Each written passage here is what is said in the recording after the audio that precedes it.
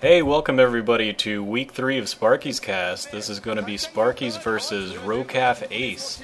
And this whole series is going to be a dual commentary with Sam. Hey everybody. Before we get started, I want to make a quick correction from the last series. In the last game, when I was trying to wrap up, I mentioned that no Sparkyz player had won an individual title, and the closest anybody had come was Yarnk. And while I was saying that, I was kind of double checking it, and I looked at Yarnk's name and saw a silver medal, and kind of incorrectly remembered that it was from a couple of seasons ago, but actually that happened just a couple of months ago in the Bacchus OSL in 2009. Sorry about that. I was out of town when those happened, and when I came back, the headlines I saw were that Jaedong won the OSL, won his Golden Mouse, and that Calm had won the MSL. So to me, that was the much bigger story, and I went and watched a lot of those games, but I kind of forgot about the OSL after that. So pretty embarrassing for me. Hadn't seen that. Anyways, in my embarrassment, I went back to watch a bunch of those games, and that was a really great OSL for Sparkyz. Obviously, we didn't win it because Jaedong won, but we had 4 of the top 8 players in there.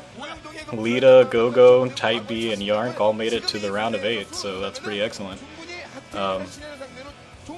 Anyways, so thanks to Ranshin DA YouTube user for pointing that out. Again, I apologize. Anyways, like I said, my point was that no Sparkyz member has a individual title, which is something you just can't say about this Ace team. They are stacked with all sorts of titles. Obviously, none of these guys are really in their prime, and they don't get to practice as much, but still quite a well-established team, I would say. Speaking of things Anytime has over Herb today, one would be a win rate. Herb is today in the East, he's Teal, and right now he's stacked with 0 wins, which is pretty astounding.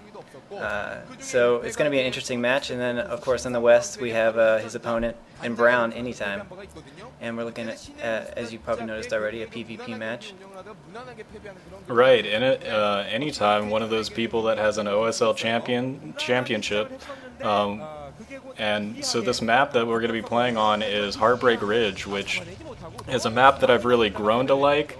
I guess I've never seen a game on it that I didn't really think was, I never saw a game that I thought was just terrible, I guess.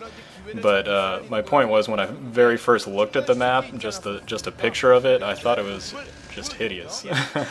And I couldn't imagine it being as interesting as it has been. It's turned out to be pretty well balanced, and just a lot of good matches come on it. Just a 2-player map, but I think it's as wide as it can possibly be, and so it gets pretty good distances, and there's a lot of options where people can go. And so it looks like right now probably mirror builds going on. First gateway getting put down, and both players going and going for a scout. It looks like Herb is a little worried about cheese and checks for that first, but actually he takes his scout back into his base, so Anytime is definitely going to get his probe in to scout out first. Yeah, it looks like Anytime's going for the straight on, and he's going to come up to him here any second. We'll see what the build is. So far, still mirror.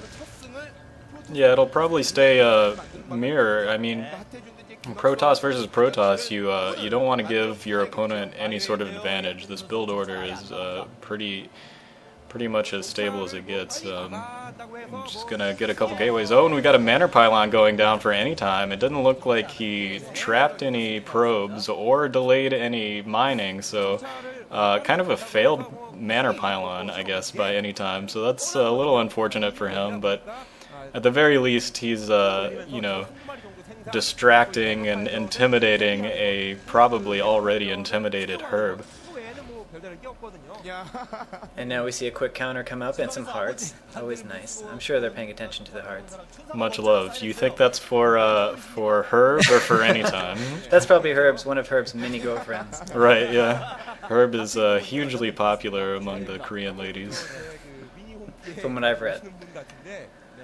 That's why he hasn't gotten any wins yet, is what I've heard. He is too distracted. Yeah, not enough time to practice.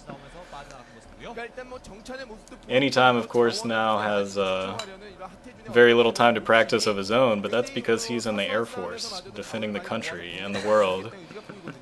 Slightly more respectable, probably, but Herb does what he can. Everybody has to have their own role, right? Somebody's got to make the babies, get the chicks. All right, looks like we've got somebody. We might.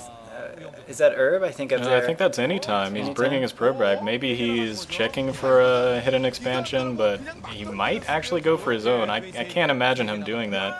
Oh wow, and he's got a Citadel of a Dune going down. This is definitely atypical. I would expect to see another gateway and just pumping a lot of goons. So he might be going for some sort of speed zealot or bulldogging attack, and just try to win this out with zealots. That's going to be interesting. We'll see, you know, if he tries to pull some sort of zealot nonsense.